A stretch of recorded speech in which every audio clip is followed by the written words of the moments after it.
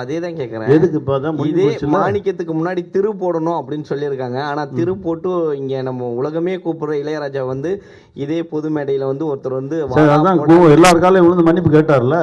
இல்ல அது கூட கேட்கறது வாடான்றதுக்கும் அவர் தான் மன்னிப்பு கேட்டாரு. என்னன்னா அவர் அதற்கான விளக்கமும் சொல்றாரு. ஏன்னா அவர் ஒரு மாதிரியான ஒரு எமோஷனலான ஒரு எக்ஸென்ட்ரிக்கான கேடு. என்னையவே பார்த்தாலே ஒரு கெட்ட வார்த்தை சொல்லி அதுக்கப்புறம் வாடா சொல்லி அதுக்கப்புறம் சொல்லி என் முதுகு 2 அடி அடிப்பான். அவன் வேற ஒரு எக்ஸ்ட்ரீம். அவன் அன்பின் உச்சத்தில் ஒரு சில விஷயங்கள் வெளிப்படுத்துறான். அதை வந்து நான் அப்படி தான் பார்த்தனே தவிர மிஸ்கினே நான் எந்த இடத்துலையும் தவறாகவே பார்க்கல.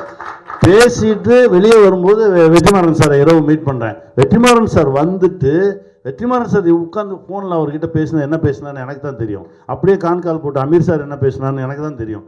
அதுக்கப்புறம் தான் இதெல்லாம் என்ன நடந்துச்சுன்னு. என்னன்னா ஒரு மனிதன் தன்னுடைய அன்பின் வெளிப்பாடு அது உச்சம். அது என்ன வேணால் நடக்கும். இப்போ நம்ம ஊர் பக்கம் போனீங்கன்னா ஒரு கெட்ட வார்த்தை தான் ரொம்ப அன்பான சொல்லு. அதை நீங்கள் எல்லா இடத்துலையும் சொல்ல முடியாதுல்ல. ஆனால் நாங்கள் 4 பேர் பேசும்போது சொல்லிக்குவோம். 4 பேர் பேசும்போது அது அவன் இன்னும் கொஞ்சம் மேலே இருக்கான். அவன் அன்பு இன்னும் கொஞ்சம் அதிகமாக இருக்குன்னு நினச்சிங்க. அவன் அன்பு இன்னும் கொஞ்சம் அதிகமாக இருக்குன்னு பொம்பளை பசங்க சரிங்க. ஏன் நம்ம யாருக்குமே தெரியாதா அந்த மாதிரி வார்த்தையை நம்ம பயன்படுத்த மாட்டோமா? அவன் கொஞ்சம் எக்ஸென்ட்ரிக்காக பேசினான்னு வச்சுங்க. ஏங்க மூளை கொஞ்சம் அதிகமாக இருக்கவன் பேசினா என்னங்க செய்வீங்க? நீங்க ஒரு வெளிப்பாடு வந்து செய்து தவறுனே ஒத்துக்க மாட்டீங்க. நான் ஒத்துக்க மாட்டேங்க. அப்போ பொது மேடையில வந்து அவன் திரும்ப வந்து எல்லாரும் தப்புன்னு கெட்ட வார்த்தையில பேசலாம். எல்லாரும் தப்புன்னு சொன்னதுக்கு அவர் மன்னிப்பு கேட்டாரு. இதுக்கு மேல என்ன செய்யணும்? உங்க 2 கரம் கூப்பி உங்க காலில் விழுந்து. ஏன்னா அவரை பத்தி புரிந்தவர்களுக்கு தெரியும் அவர் யாருன்னு. புரியாதவர்களுக்கு தான் அந்த மன்னிப்பு. சரியா வச்சுக்கோங்க அந்த மன்னிப்பை.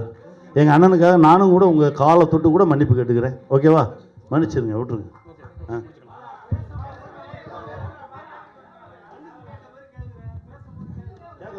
பேசும்போதெல்லாம் உட்காந்து பார்த்து சிரிச்சுட்டு தானே இருந்தீங்க. அப்போ என்ன பண்ணீங்க? எல்லாரும் உட்காந்து சிரிச்சுட்டு தானே இருந்தீங்க. அதுக்கு கை தட்டினீங்கல்ல. அவர் பேசும்போதெல்லாம் உட்காந்து சிரிக்கிறது. செய்திகளை உடனுக்குடன் தெரிந்து கொள்ள உடனே சப்ஸ்கிரைப் பண்ணுங்க.